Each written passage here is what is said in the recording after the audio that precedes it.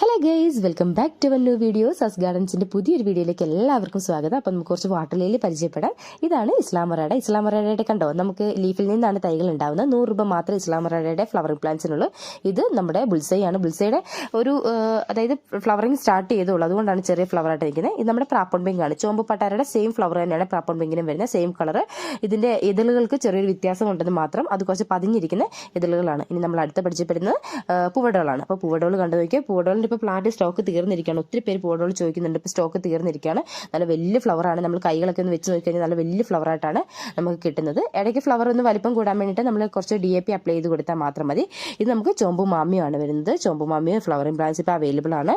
പിന്നെ നമ്മൾ അടുത്ത് കാണിക്കുന്നത് ഡോബനാണ് ഏറ്റവും പ്രൈസ് കുറഞ്ഞ വാട്ടർ ലില്ലി. 60 രൂപ മാത്രമാണ് ഡോബൻ വരുന്നത്. നോക്കി ചെറിയ ഫ്ലവേഴ്സാണ്. 60 രൂപ മാത്രമേ ഫ്ലവറിംഗ് പ്ലാന്റിന് വരുന്നുള്ളൂ. ഇനി നമുക്ക് ബ്ലൂ വിസിലും കൂടെ പരിചയപ്പെടാം. അതിനു മുമ്പ് ഇത് നോക്കി ലീഫ് പ്രൊപ്പഗേഷൻ ഇങ്ങനെയാണ് വരുന്നത്. ലീഫിൽ നിന്ന് തൈകൾ ഉണ്ടാകുന്നത് നോക്കിക്കോളൂ. ഇനി അടുത്ത് കാണുന്നത് നമുക്ക് ബ്ലൂ വിസിലാണ്.